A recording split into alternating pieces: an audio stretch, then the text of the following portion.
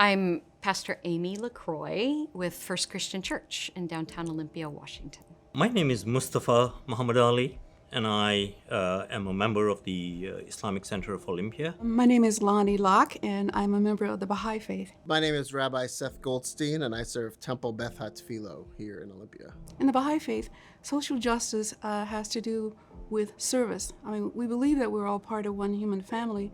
So the idea that a member of our human family is in need and is hurting, that we do whatever we're able to provide service. So Judaism is a tradition, I think, that is deeply rooted in social justice work. We have this overall concept in our tradition that we call tikkun olam, which means repair of the world, in which we look upon the world as broken, not in a sense that all hope is lost, but in the sense that brokenness exists in our world. And part of our job as humans is to repair that brokenness. My tradition inspires me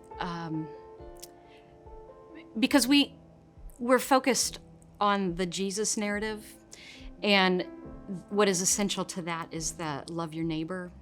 And when Jesus says, who is your neighbor? And he says, everyone, basically everyone.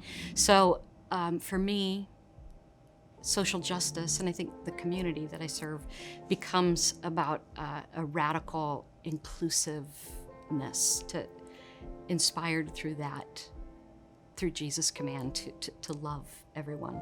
Charity, according to the Prophet, may even be, taking some obstruction of somebody's path, right? That could be charity. So if there is an obstruction, some rock or a branch or something that may come in the way of a sidewalk, right? And somebody who's disabled or hard of seeing or hearing maybe, to remove that is an act of charity. To empathize with people in need, right? That's an act of charity. Even a smile for your brother or sister, right, is an act of charity. One of the things that the sacred text of the Baha'i Faith says, that strive that your actions day by day be beautiful prayers, and do that which is right and noble. So we, around the world, in the over 200 or more locations where Baha'is live, it becomes a way of life. We go to scripture in our sacred texts. One of the most powerful stories in our Torah is the story of the Exodus from Egypt. The idea that we were once slaves and then we were liberated and made free.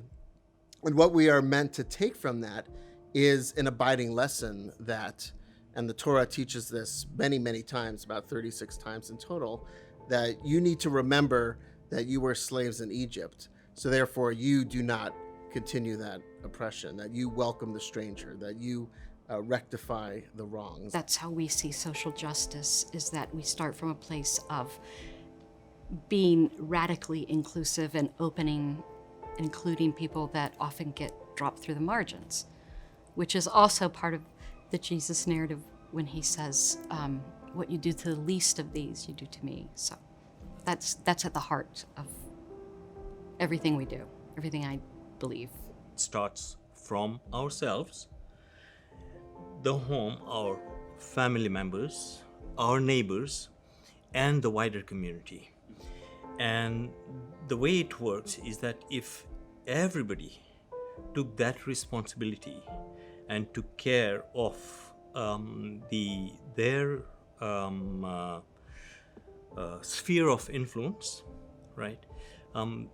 Altogether, I think we can make a huge difference, not just in our family, not just in our communities, but around the world.